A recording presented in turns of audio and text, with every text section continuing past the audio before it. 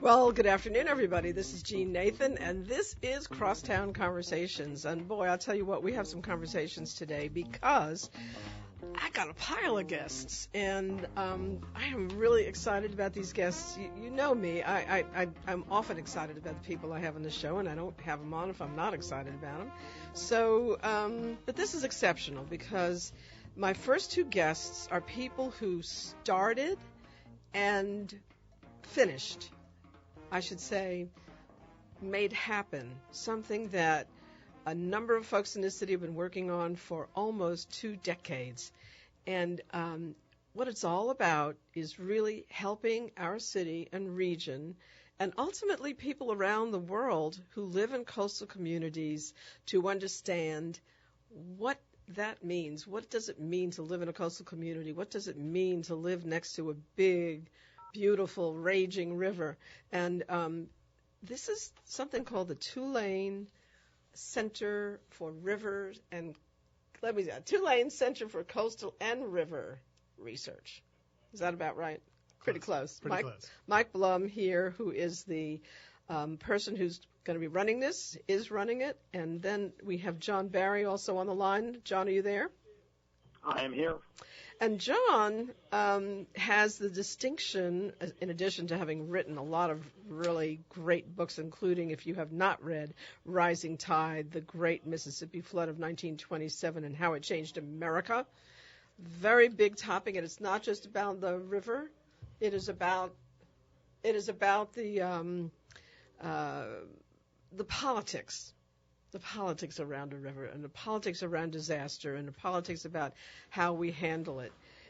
So it's an amazing book. And John, out of his experience with that, really thought it was important for us to get our arms around that river in a sense, in a contemporary way. And he and that guy, Bob Tannen, that I often mention on this show, walked themselves up to Scott Cowan's office, who was the chancellor of Tulane at the time, and say, hey, Scott, we think you should have John finish my sentence.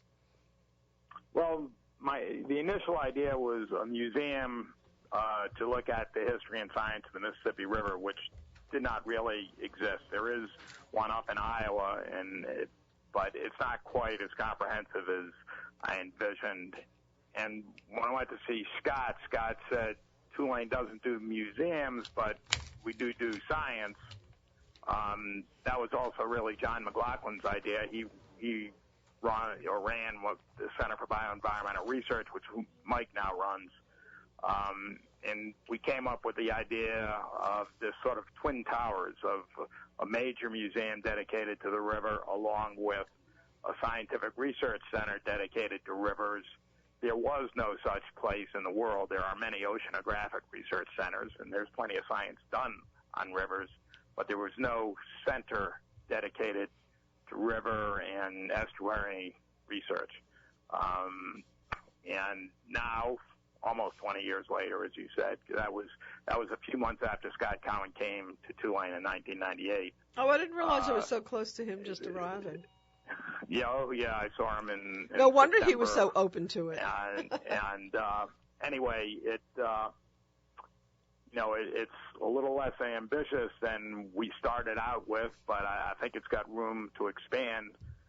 Scott very much embraced it. I remember personally giving Frank Gehry, who's one of the most famous architects in the world, and one of the most expensive for that matter. I gave him a tour of potential sites on the river. I know he's actually an old friend of yours and Tannen's. He had done something down here for the World's Fair, so he was very familiar with the river. And just before Katrina, this center became a major high priority for Tulane. Then, of course, Katrina hit. But it's back more than alive. It actually exists. I remember John McLaughlin and I went to Joe Cannizzaro and asked him to donate the land, which is now under what's Mardi Gras World, and he did. He donated that to Tulane for the center. his partners were Bill Goldring and Coleman Adler.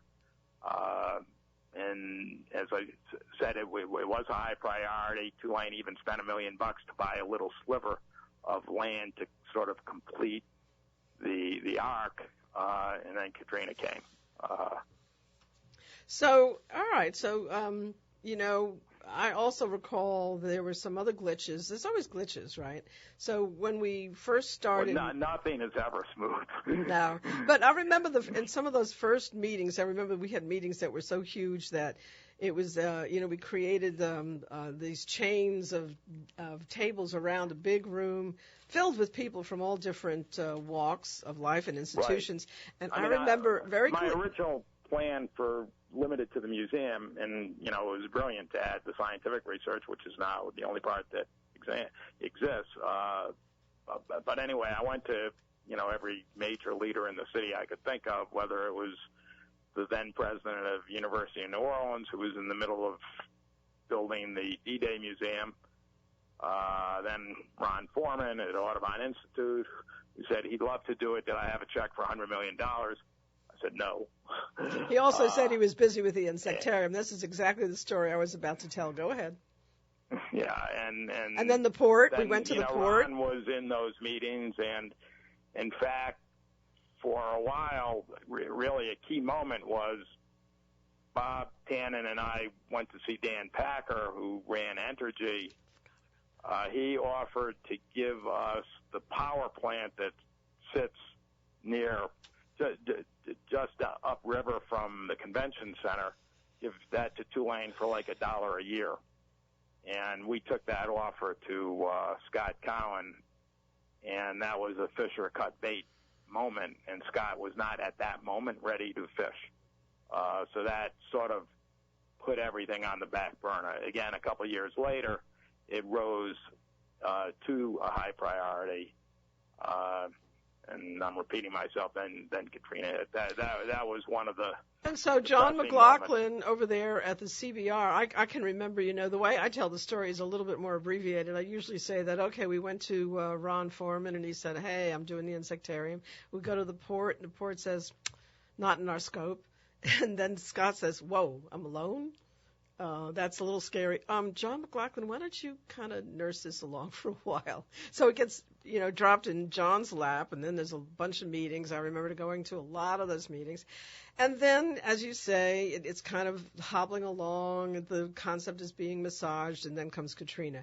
Let me have Mike Blum, who's now the guy to take this forward, and ask, okay, how did we get out? Before you go to Mike, can I say one more thing? Sure. I think the reason this is important and the selling point that we kept making around the city was that this Center for Research, which is now largely duplicated by, or not duplicated, but the state built the Water Institute of the Gulf in Baton Rouge, and this would have been first. But the idea was to create really a major economic engine. We thought first a museum would complement all the other tourist venues here and build sort of a critical mass of museums when you throw in the World War II and Ogden and so forth. But maybe more importantly, I used to say we create a Silicon Valley of river-related and coastal-related research, which is, that will be a job generator, I think, for the state going forward, and that's hugely important. This is a real potential incubator, and Mike, I'm sure, is going to lead it and lead it very, very well, and do all that stuff we dreamed of, and he does have room to expand. And now I'll back out. Thank you, but don't back out because I want you to stay with the conversation. So, Michael Blum, let's. I established who John is by virtue of the Rising Tide book, which is how most people know him, even though he's got some other honors and books under his belt. But Mike, who are you? The short version. I'm an associate professor in the Department of Ecology and Evolutionary Biology at Tulane. I've been there for about 10 years now. I have the distinction of also directing the interdisciplinary center that John has already mentioned, the Center for Bioenvironmental Research. which has stewarded this process for the last 10 years or so, since Katrina. My predecessor, John McLaughlin, has partnered with John Barry as well as a number of other organizations to sustain this vision of having a place on the river where arts and science and outreach all come together. And it's an idea that has been sustained over a world sort of dimension, global dimension catastrophe. It has been sustained across presidential administrations. It's an idea that has had a life of its own, and there have been windows, as we've already heard, where it has risen to the top of the priority list. As a consequence of Katrina, it descended as Tulane got back on its feet, and as Tulane was turning a corner with being able to have a good foundation for moving forward, some new funding opportunities came our way, and we were able to capitalize and leverage that funding to move this forward. So there were, at the time that this happened... Are you talking about FEMA money? No, this is money from the Department of Commerce, from the Economic Development Administration, and it was intended to support endeavors that promoted economic development, so jobs creation, as John has indicated. Mm-hmm. And at the onset, in this turning point, there was a vision of starting over in many respects with a nucleus centering on hydrokinetic energy production and having a... Whoa. Okay. Hydrokinetic energy production. What does that mean? Very simply, river turbines. So we're all familiar with hydro dams and power production from water. The premise is you don't have to have turbines in a dam. You can put them in free-flowing water, and arguably the Mississippi River being the largest river in North America, why not? Fairly swift-flowing. In parts. Oh, really? It slows up in places, too. Yeah, so that was a compelling vision around 2009, 2010. There was a tremendous amount of excitement about the potential for the Mississippi to generate new energy sources. I remember that. Yeah, and so at the time, Economic Development Administration came in with some seed funding to start moving that process forward. There were a lot of new partnerships that were developed at that point with entrepreneurs who came into that space, building river turbines, test facilities that were at that time based elsewhere. And the premise was to bring them to the city and to have a riverside testing facility where those technologies could come to fruition. So at that time, a couple things sort of turned around again. So as we've already heard, this has been an evolution over more than 2 decades.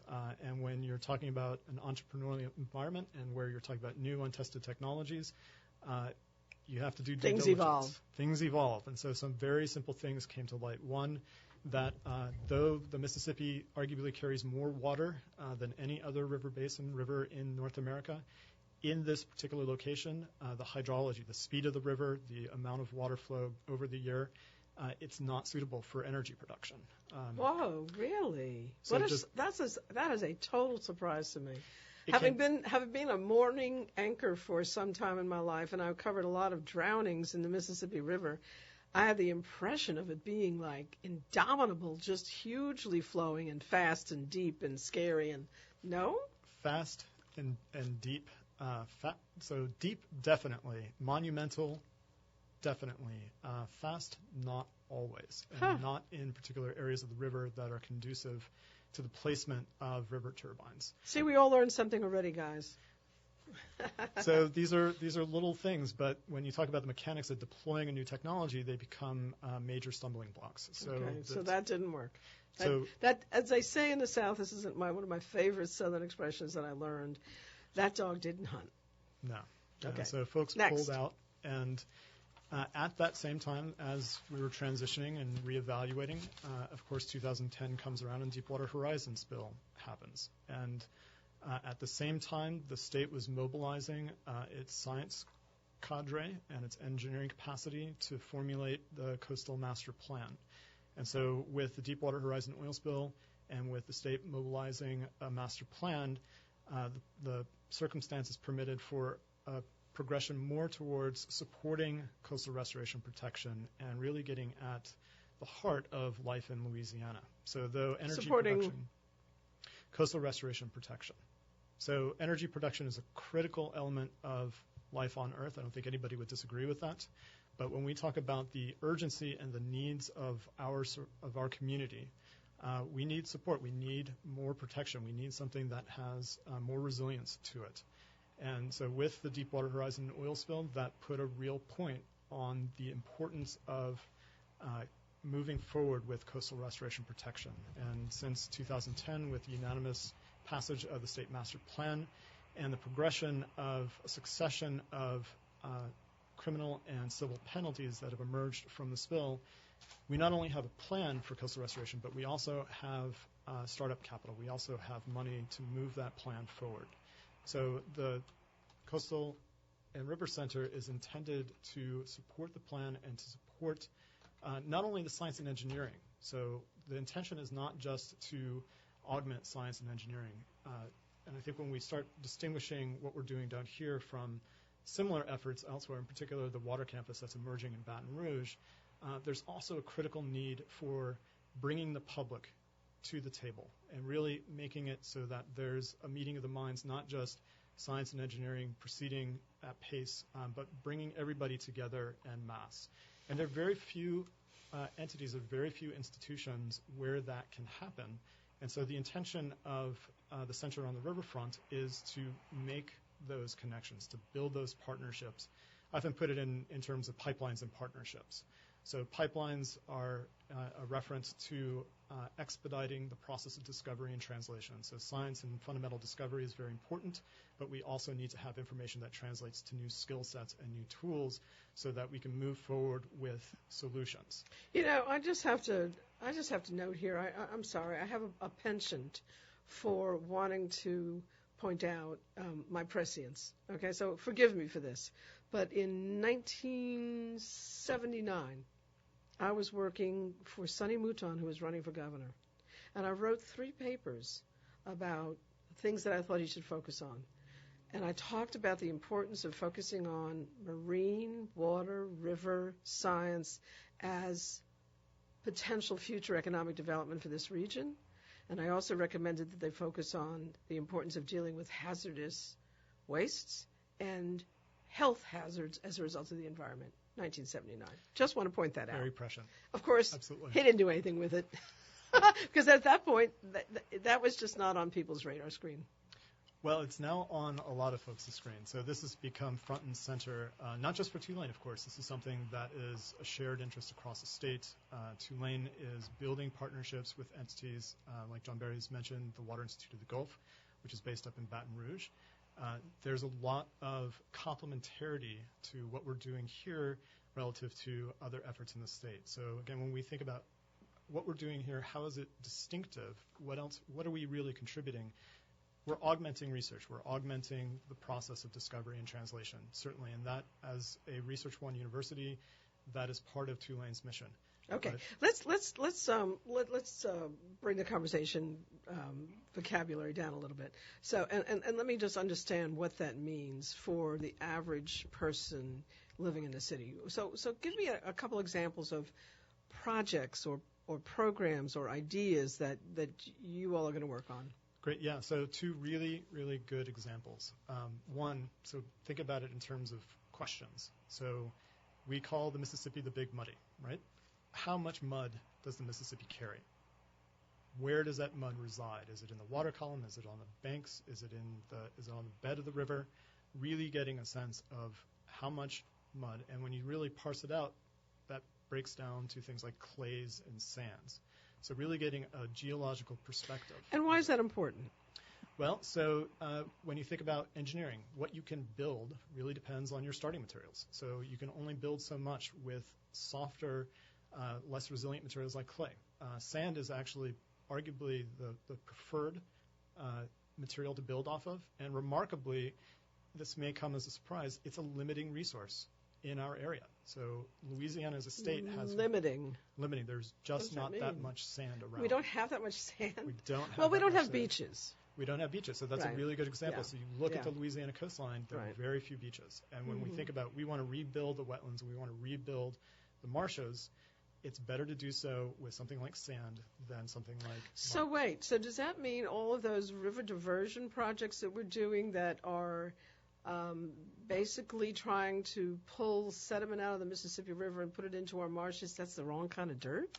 No, it is the right kind of dirt, but you have to design those diversions so it preferably captures and utilizes the sand as opposed to other building materials. Holy moly. So wait a minute. So you have to have your diversion. First of all, you know what a diversion is, folks. It's where you break into you cause like a man-made, deliberate breach in the river as opposed to a crevasse or a breach that floods everybody. And you siphon that water into the marshes, but you have to somehow separate out the sand from the clay? Right. So whoa. Now, are we doing that in the diversions that we already have? We're not. Uh-oh. So the diversions that we have right now are water diversions. They weren't designed to Oh, build. They're really just putting fresh water into the saline, trying to reduce the salinity. Exactly. Right. So so this is a new kind of diversion. Exactly. Okay. Exactly. Okay, So got it. Different intentions, different outcomes. And the idea is that we just simply need to know how much sediment and what kinds of sediment are being carried by the river. So that's a critical piece of what we're aiming to support through the River and Coastal Center on the riverfront. That's a good example. How was another one? Another good example, again, sort of speaking about partnerships. So when John earlier mentioned that there are some fantastic oceanographic institutions across the country and the world, one arguably is the Woods Hole Oceanographic Institution up in Massachusetts. Mm-hmm. They've had a long-standing interest in global, what's referred to as great rivers, and they have a global river observatory, effectively capturing real-time information on water that is flowing through the world's greatest rivers. The Nile, for example, is a good example of this, the Yangtze, the Yellow River. And remarkably, they did not have the Mississippi in their portfolio. Why? Because there wasn't a ready partner at the time that they established that network. So you guys are going to be the partner? We already are. So you've got Woods Hole coming to New Orleans? We have Woods Hole. How exciting is that? Does that mean we get to go up there for the summer, you know what I mean? Up there where it's we nice do a little and back cool. and forth. So we do these exchanges. Folks come down here during the summer. We go up there during the winter. Right. But that's another good example. We now have the Mississippi River Observatory, which is... And so what are you going to learn from that? We're going to be able to, and we actually already are, so folks can go online and they can find real-time data on things like velocity and discharge and pH and all the kinds of information that you would want to know. So nutrients, which has been sort of a centerpiece of discussions about how effective different kinds of engineering structures are going to be for coastal restoration. How much nitrogen, how much phosphorus is being carried in the river at any given time. Okay, so let me ask you this question. You're a student in high school right now, okay, and this is all going on. What should that student be thinking about studying in order to take advantage of all the things that are going to happen in this area of dealing with rivers, marshes, coastal erosion, coastal restoration? Well, so I'm somewhat agnostic about training. So if somebody aspires to get engaged, it's as important to understand the science and technology as it is to understand the human dimensions of the problem. So when we think about how one can really get at the center of this, certainly getting more background in science and engineering is important, but it's not the end-all be-all. I think it's as important to understand history and economics and sociology as it is to understand the hydrology of the river, because in the end of the day, what we want to know is how do we improve everybody's livelihoods? How do we make more people more secure in the future? And part of that is the science and engineering problem, but part of that is also bringing communities forward and ensuring that folks understand the value of the science that's being done. That is a great stopping point. I wish I could go another half an hour with you, but I'm going to have you back, and we're going to update as work progresses. And, John, did you want to add anything about that before I move on to my cultural visionary? No, I think Mike said it pretty well. So all right. I'll leave Listen, it at that. thank you, John, for having this idea, for getting it off the ground, and thank you, Mike, for continuing it. Now, one quick question, Mike. If somebody wants to find out more about what you're doing, where do they go? Got a website? Tulane's got a few good websites. Actually, I would just Google Tulane River and Coastal Center. You'll pull up a lot of Tulane information. River and Coastal Center, everybody. Okay? Mike Blum, great to have you on. Thank John, always call me anytime. Okay, take Love care. what you did here. Thank you. Thank you. Okay, Bye-bye. bye-bye. All right, guys, now we are going to talk about a new initiative on the creative industries that even more excited about than I am about this River Institute actually coming to be. Do I have Narric on the phone? Yes, you do. And Narric, I'm sorry, I know I kept you waiting a little bit, but I think you can understand if you were listening to the conversation at all why I'm so excited about the guys that I just had on and why I wanted to keep going with that for a minute. Y'all, Narric works with an organization called Americans for the Arts, and they are essentially our buddies up in Washington who are looking out for our culture, our arts, and making things happen up there. And for the first time in American history, they have made a commitment to upping the ante for the creative economy and getting the Congress to actually make a commitment to developing it. And I just can't tell you how important this is, because doesn't that sound like something obvious that we should do? But no, it has not been obvious in this, one of the most cultural spots on the entire planet, New Orleans, Louisiana. We are not still making a commitment to the creative economy at the level that we should be, considering the level of creativity of the people of our city and the impact we've had on the world with all of our music and our arts and our architecture and our joie de vivre, our way of living. So, Narric, I'm so excited about this. I know it's going to take some time. It may take even longer than it took them to build the Tulane Center for Coastal and River Research. I can't quite get that title right, but I'm going to. So tell me what this initiative is all about, and tell me what your expectations are. Sure. Well, thank you for having me on. As you mentioned, I'm with a national advocacy organization called Americans for the Arts here in Washington, D.C.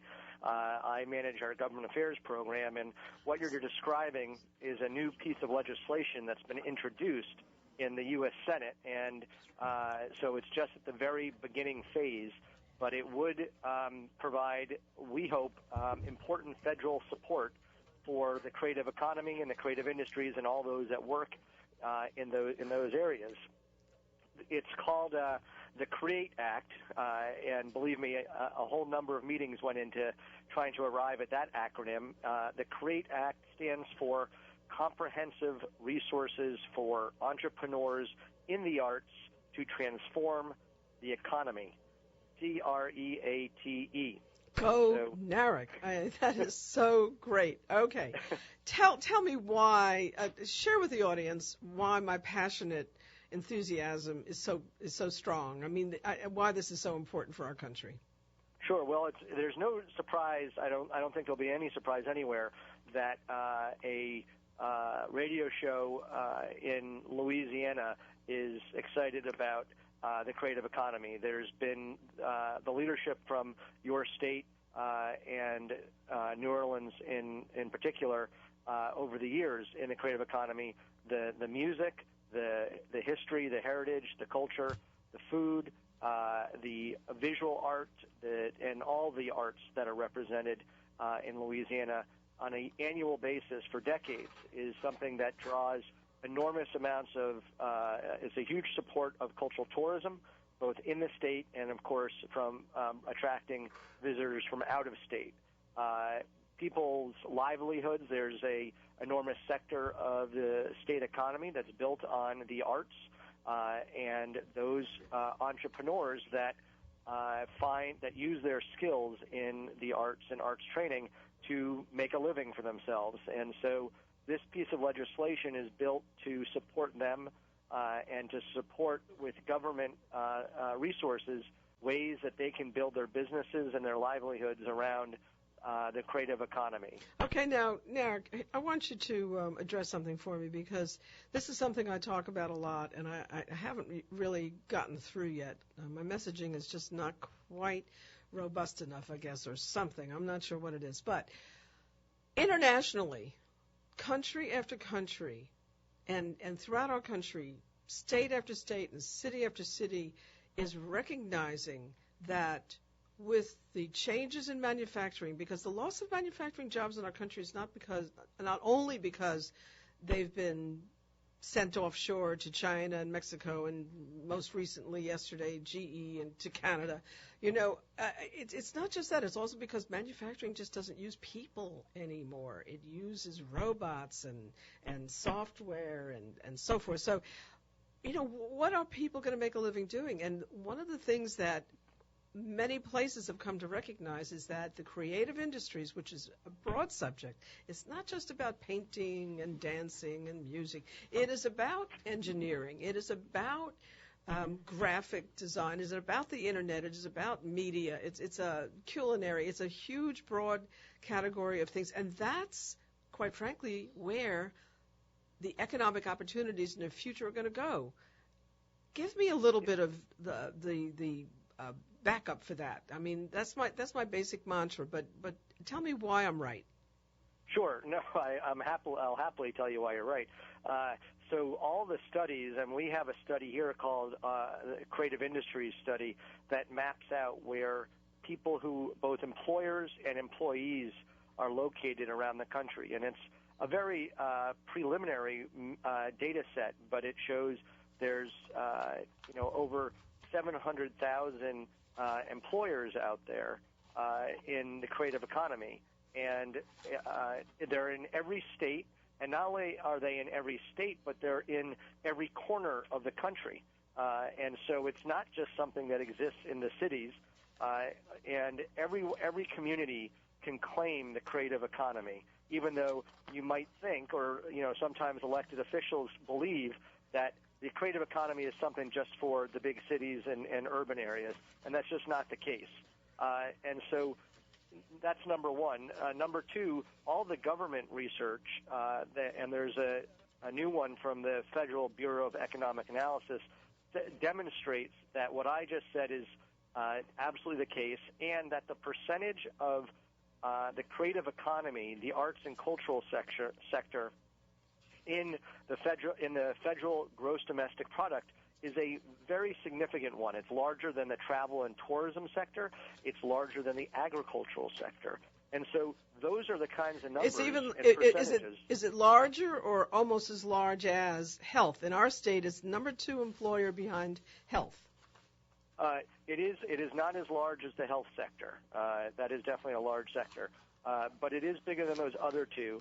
And, a lot of government resources go to supporting the travel and tourism sector, and they go to supporting agriculture. And I think our point of view and the reason for having this legislation introduced is to demonstrate that these are jobs that don't get exported, to what you said. Exactly. To your point. They're place-based. There are jobs that stay here, they create product, and they add value to the economy here at home, and they can the kind of training and support that it takes to become an entrepreneur in the arts and creative sector is a lot more manageable than some of the jobs that are either face the threat of being exported or these can be homegrown jobs, and so that's what this legislation seeks to support. And what's interesting to me is that way back in the late 90s when this is another one of my, I mentioned before, you weren't listening when I said I take a lot of pride in my prescience. I'm sorry, I apologize. It's just my ego. But in 1979 also, I submitted a memo to the state to the governor who won, not the one I worked for, but the one who won, Treen's office, and said, we in Louisiana should be looking to position ourselves in the intellectual capital and the entertainment. And we didn't have an expression called creative industry at the time, but that's what I was talking about. Again, the memo kind of got lost on somebody's desk or in a trash bin somewhere. But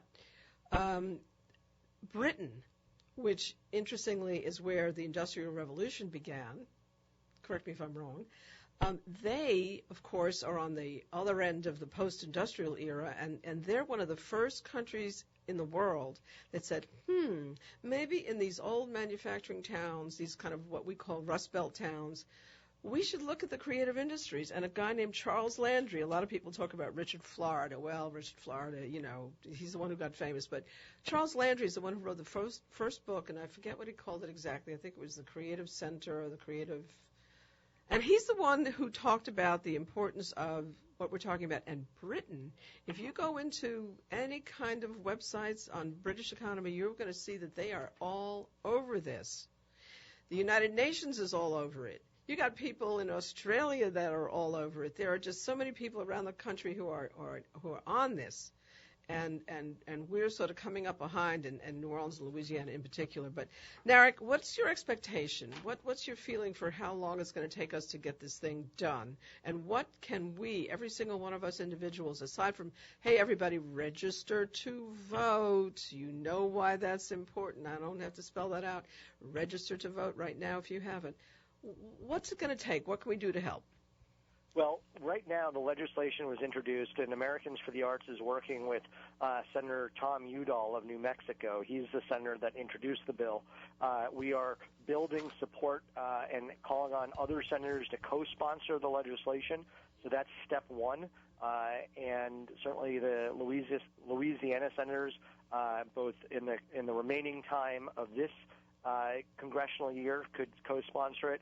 And then also after the election and in the next Congress in early next year, when the bill is reintroduced, they could also co-sponsor it as well in that one.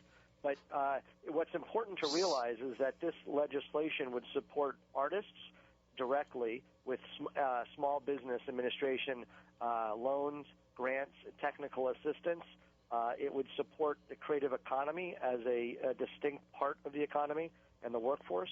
And then it would also support the community development, which is to say communities, small cities of all sizes with their kind of support for cultural districts. And so it attacks it in a couple different ways. It will take a couple years, though, to build support around these ideas and this collection of policies because, as you might be aware, a lot of things in Washington in Congress take time. So, okay, so I think that what right now for us in Louisiana is important is that for those of us who have any interaction with these senatorial candidates that are running, we need to bring this issue to the forefront as we meet them. So when next party you go to where you've got one of these senator candidates trying to persuade you to support them, you need to say, are you going to support the CREATE Act, which they will have never heard of? But you're going to put it on there. Their staff person is going to be standing there with the little cards, reminding them what they're supposed to follow up on. Maybe we'll follow up on that. So we need to impress on our senatorial candidates the importance of supporting the creative economy through their support for the CREATE Act. Has it been introduced already, Narric, or is it about to be? What's the process here? Yes. No, it has been introduced. It was introduced in the spring. It is the number for the bill is S-2648, and that's referring to it as the CREATE Act is I think good enough for any Senate staff to write that down and to know what you're talking about for S-2648. Narric, keep us informed as we go forward. I've got a lineup of people here. I've got to get back on my show. And stay tuned, Just let me know what we need to do. AmericansForTheArts.org, folks, if you want to look more into this, that's the easiest thing I can tell you. Americans, plural, for the arts.org. Check it out. Narric, so much for you.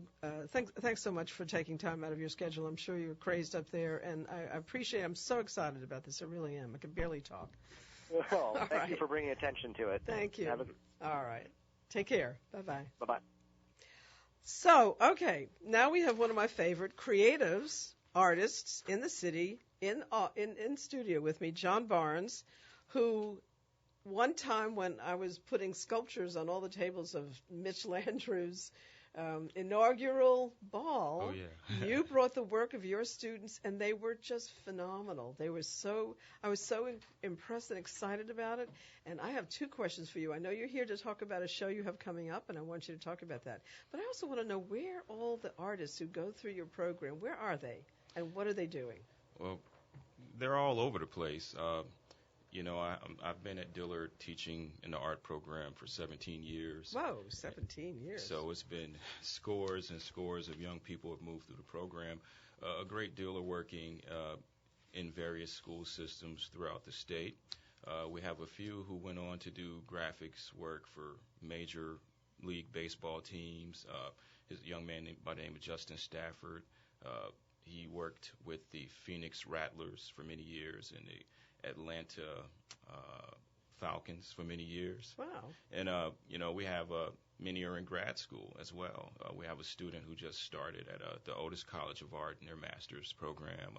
Great program. We currently have someone in UNO in their MFA program. He's the youngest member of the program. And we have another student currently, he's just thinking about who I know that's in grad school right now.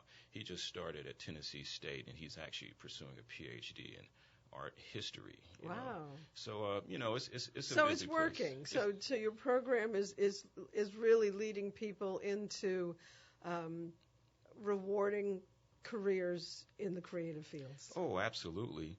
And we have a range of students with a range of interest. For example, the two students, former students, the alums who are going to be presenting their newer works in our gallery tomorrow, Jurlisa Devazan. She was one of the early Joan Mitchell Artist in Residence recipients. I think that was back in 2013. And Ernest Littles, he has been a long-term member of the Antenna Artist Collective upon graduation. He started off there as an intern working under Gerald White. And he currently was a part of a big show on Governor's Island in New York. So they're doing a few things. They're out there. Are we keeping some of them here? Well, of course, yeah. What percentage of your graduates are working in New Orleans? Well, working approximately. I would say about 30%, because we have Harvey and Gretna as well, and we have Baton Rouge. So I would say about 30% have stayed in the city. We have someone who works at a National Performance Network as well in their administrative office, Sure. Monica Tyran. All right, sure. Yeah, so we're out there. We're out Fantastic. All right, well, tell me about the show you have coming up, because that's why you're here. You want to make sure that people get to. And you know what? I'm a big fan of student and alumni shows, because you see the future. Absolutely. You see where art is going.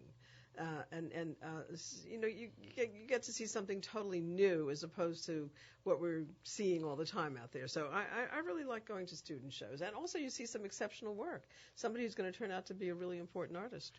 Right. So the show is entitled Homecoming, and it features newer works from Jurlisa Devazan and Ernest Littles, who were also both featured in the juried exhibition Louisiana Contemporary via the Ogden. And it's interesting. At Dillard, we've maintained a pretty steady presence in that exhibition for the last 5 years. In fact, I think one of our alums, a young man by the name of Christopher Bunch, received Best in Show in 2014, and I think that was curated by one of the people from Prospect. I'm not sure who the curator was, but yeah. So anyway, back to the show. We have some really exciting work. Jurlisa and Ernest, their work complements each other because they're polar opposites. Ernest is a very deep thinker, and Jurlisa, she's also a deep thinker, but her work has a very festive sort of vibe. Her work focuses more on the fun side of youth culture. She plays games with language, street terms. So part of her exhibition, she's examining in a sort of a collaged meme format the word fleek. On fleek. What's the word? Fleek. It's a slang that refers to something being exceptional or correct. How do you spell it? Fleek. So is this just a word that I don't know because I'm just such a dinosaur? Well, is this like a new word on the streets? It's out there. It's not really new. It's been around for a minute, but it's interesting to see her. That's how out of it I am. Oh my God, how old is it? Tell me. I just want to know. I would say maybe 2 years old. It's like I used to know all the dance moves, right? The most current dance moves. I don't even know what they look like now. It's sad. Go. Yeah, so she has these very interesting collages with that sort of play games with the word using street vernacular. And she also has a beautiful assemblage construction of a Katrina house. And she has because when Katrina happened, she was in middle school. So she was able to, reach back into that cauldron of emotion and pull something out that's very beautiful. So when you walk into the exhibition, you'll look to the left and you'll see Jurlisa's side of the space is the left side. I don't want to go a second further without saying where the show is, Oh, yes. Absolutely. and how long it's going to be open, just in case. I don't want to forget that. We may get on some. Go ahead. Very good. The show is entitled Homecoming, and it's located at Dillard University, 2601 Gentilly Boulevard, inside the Cook Communications Center, room 116. Which is the Cook Communication Center? Which building is that? Well, we have two entrance gates to Dillard. If you are entering in the gate closest to the duck pond off of St. Anthony, it's going to be your first building to the right. And oh, okay, I know which one that is. Yeah. Right. You'll see a Festival of Fins decorated painted fish on the front steps of the building. So that's kind of how we know that's the art building. Okay. Right. All right. Okay, and it starts. It starts tomorrow evening. Thursday night. Yeah, from 6 to 9. 6 to 9. And it will be on display until October 20th. Okay. What's fun about going on the first night, y'all, is that you get to meet the artists. Right, right. And there's nothing that helps you understand the arts more than actually talking with the artists. Because it's one thing to experience it kind of on your own terms. Right. And that's the only way you can experience art is on your own terms, really. But to have the artist talk to you about it so you can ask that artist a question about it, that's rich. And really, or what's that word? Fleek? Fleek, That's yeah. fleek, okay? Okay, I got that.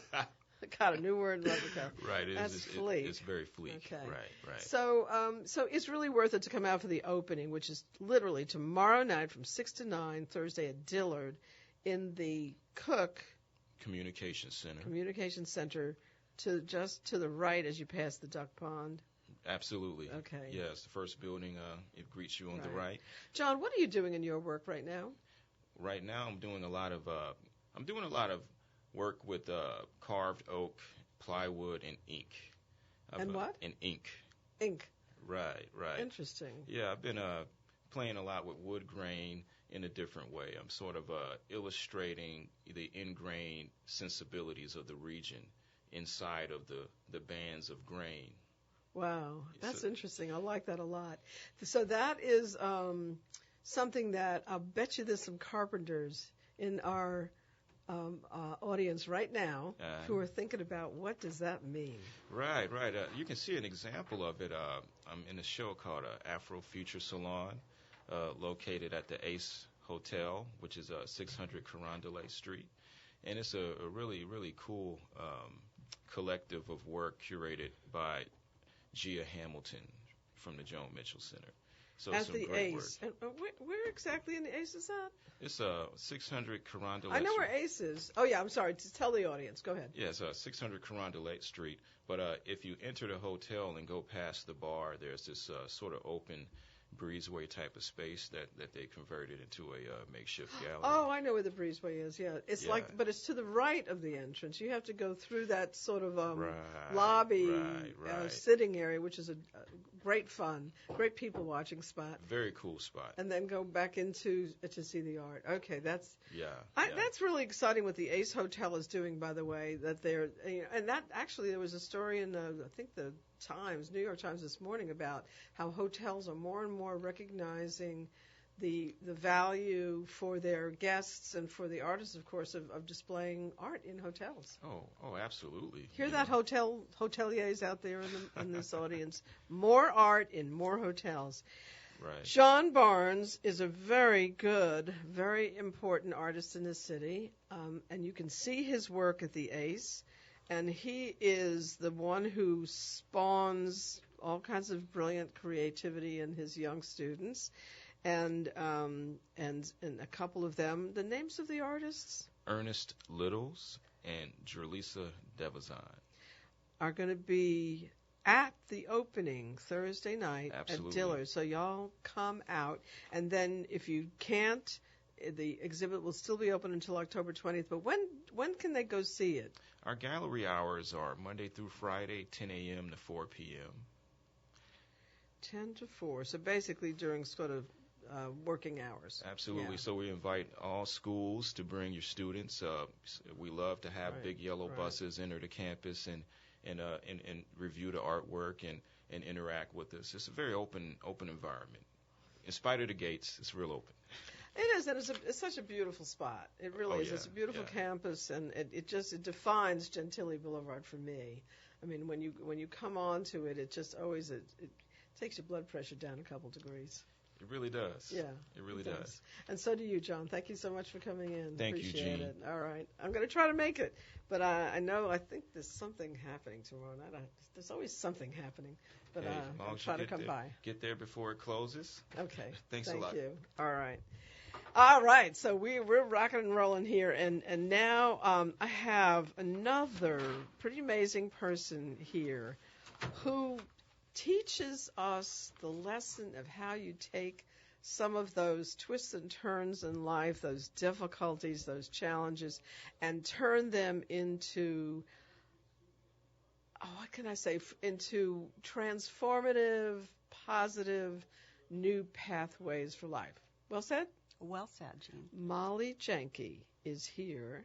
She's been through a little bit of hell for a few years now, but again, she has turned this into something that is kind of an art project. And I know that almost everybody who's listening to this program right now has driven down Jeff Davis. Mm-hmm. It's called Parkway, isn't it? It's Jefferson Davis Parkway. Okay, because I was trying to figure out Boulevard. No, Mm-hmm. I was trying to do it from memory because I was trying to put my thing together so fast, and I'm saying Parkway. Where those flags are, Yes. just off Canal Street, and I'm just like amazed that they're still up.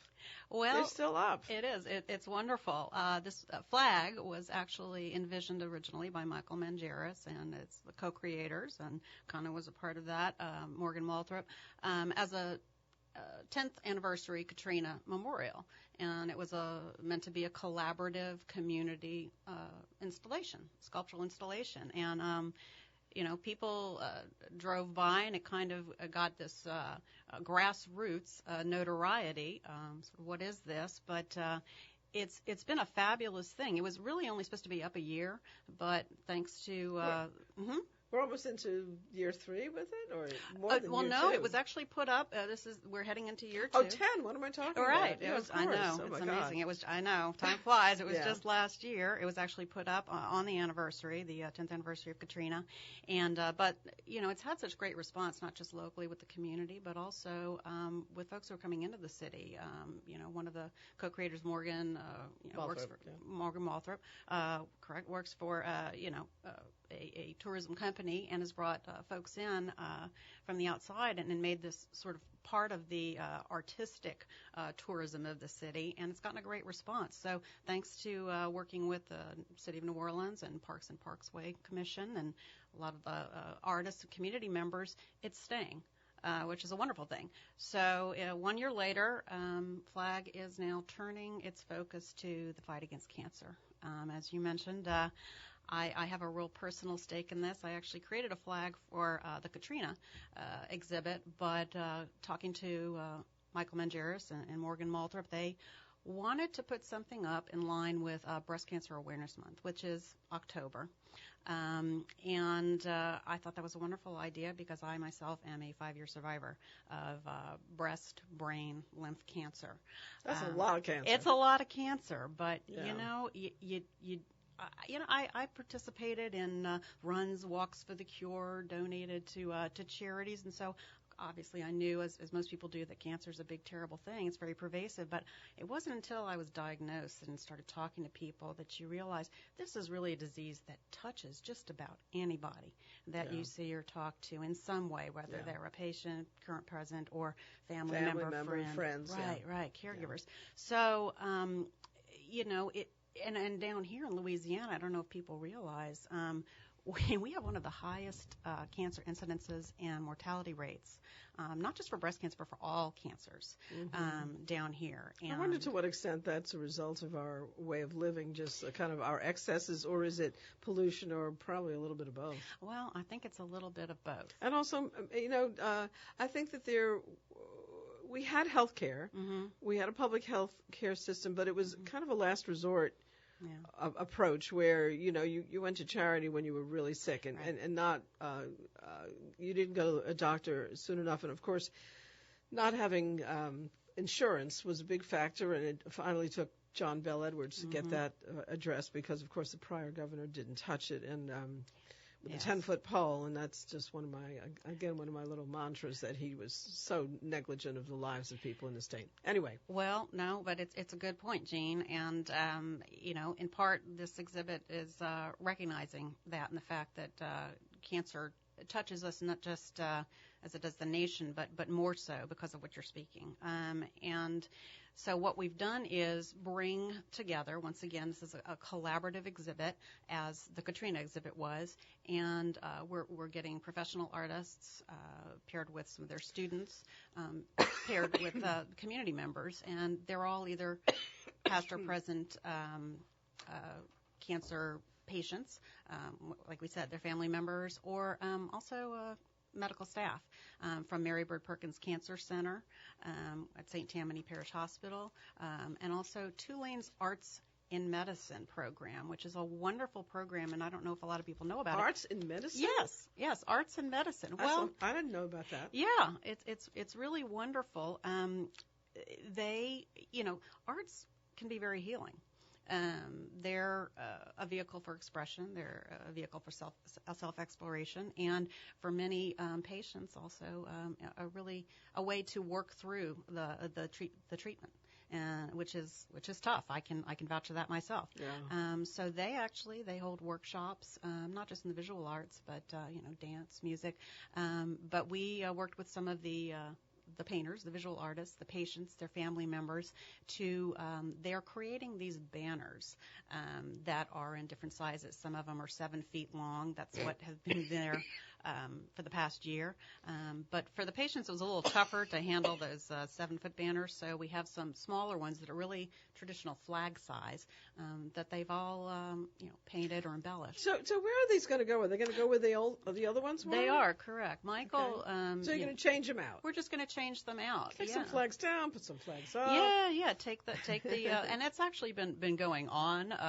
The original installation. There have been some changes in and out. Yeah, with different artists participating, putting up different flags. But all still sort of based on that original Katrina idea.